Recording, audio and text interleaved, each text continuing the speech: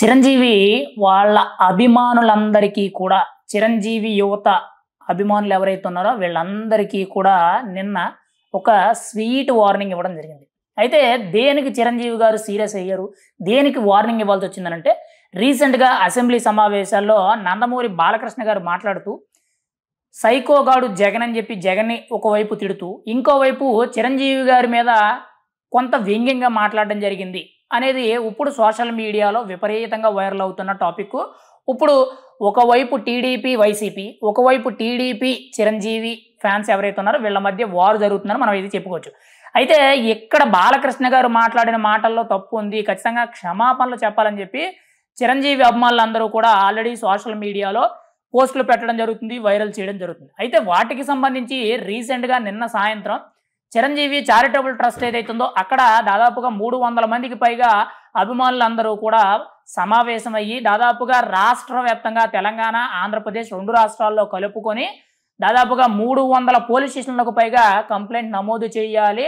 బాలకృష్ణ గారి మీద police complaint ఇవ్వాలని చెప్పి నిర్ణయం తీసుకునేటట్టు తెలిసింది. అయితే ఆ విషయం వెంటనే చిరంజీవి గారికి తెలియడంతో ఆయన వెంటనే కూడా ఆయన ఎలాగో వివాదరహితుడు, ఎవరిని కూడా ఒక మాట అనే మనిషి కాదు, ఒక మాట పడే మనిషి తప్పితే ఎక్కడా కూడా ఒక మనిషి మీద కనీసం తప్పు అనే విధంగా వేలెత్తి చూపినే రకం కాదు కాబట్టి వెంటనే కూడా అభిమానులందరికీ కూడా చిరంజీవి యువత అధ్యక్షులుగా ఉన్న నాయకులు ఎవరైతే ఉన్నారో ముఖ్యంగా చిరంజీవి చారిటబుల్ ట్రస్ట్‌కి సంబంధించి స్వామినాయుడు ఎవరైతే ఉన్నారో వీళ్ళందరికీ కూడా ఆదేశాలు అయితే ఇవ్వడం జరిగింది.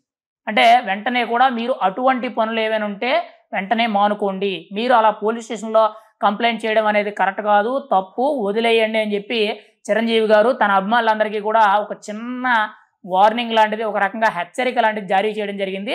అయితే వెంటనే కూడా అప్పటి వరకు అభిమానులు ఏదైతే పోలీస్ స్టేషన్‌లో కంప్లెయింట్ ఇవ్వాలో 2 రాష్ట్రాల్లో కూడా 300 పోలీస్ స్టేషన్లకు పైగా పోలీస్ స్టేషన్‌లో కంప్లెయింట్ చేయాలని చెప్పి ఏదైతే అనుకున్నారో ఇవన్నీ కూడా ఆళ్ళు ప్లాన్ చేసుకున్న ప్లాన్స్ అన్నీ కూడా చిరంజీవి గారు అన్నీ కూడా వద్దు అని చెప్పి తిరస్కరించడం అయితే జరిగింది. ఎందుకనంటే చిరంజీవి ఎప్పుడు కూడా వివాదరహితుడు అని చెప్పి ఒక పేరైతే ఉందని మనం అయితే చెప్పుకోవచ్చు. ఎక్కడా కూడా ఏ విషయంలో కూడా ఆచితూచి తొందరపాటుతో మాట్లాడడం గానీ, లేదంటే తెలిసి తెలియక మాట్లాడడం గానీ, నోరు జారి మాట్లాడడం గానీ ఇటువంటి సందర్భాలనేవి ఎక్కడా కనబడవు కాబట్టి ఒకవేళ మొన్న అసెంబ్లీలో మాట్లాడింది కొంతవరకు తప్పు అయ్యి ఉండొచ్చు. దాని మీద చిరంజీవి గారు కూడా రెస్పాండ్ అయ్యారు. ఆయన కూడా కొంత వివరణ ఇచ్చుకోవడం జరిగింది. అక్కడ మమ్మల్ని ఎవరిని అవమానించలేదు, అక్కడ ఏమీ జరగలేదు, మీరు అవన్నీ కూడా అనవసరమైన మాటలు మాట్లాడొద్దని చెప్పి కొంత వివరణ ఇచ్చుకోవడం జరిగింది. అప్పటి నుంచి కూడా చిరంజీవి అభిమానులందరూ కూడా కొంత బాలకృష్ణ మీద ఫైర్ అయ్యారని మనం చెప్పుకోవచ్చు. ఇంకోవైపు బాలకృష్ణ అభిమానులు కూడా ఏం చేసుకుంటారో చేసుకోండి అనే విధంగా వీళ్ళు కూడా కౌంటర్ పోస్టులు అయితే వేయడం జరుగుతుంది. ఏదేమైనా కానీ ఇప్పుడు బాలకృష్ణ మీద 2 తెలుగు రాష్ట్రాల్లో పోలీస్ స్టేషన్‌లో కంప్లెయింట్ చేయాలని ఏదైతే చిరంజీవి అభిమానులు అనుకున్నారో వాటన్నిటిని కూడా క్యాన్సిల్ చేసే విధంగా చిరంజీవి గారు అయితే అభిమానులందరికీ కూడా హెచ్చరించడం జరిగింది. అటువంటి కార్యక్రమాలు ఏమీ చేయొద్దు, మీరు ఎక్కడా కూడా ఏ పోలీస్ స్టేషన్‌కి వెళ్లి కంప్లెయింట్ చేయొద్దు, ఇక్కడతో ఈ విషయాన్ని వదిలేయండి అని చెప్పి విన్నవించడం అయితే జరిగింది.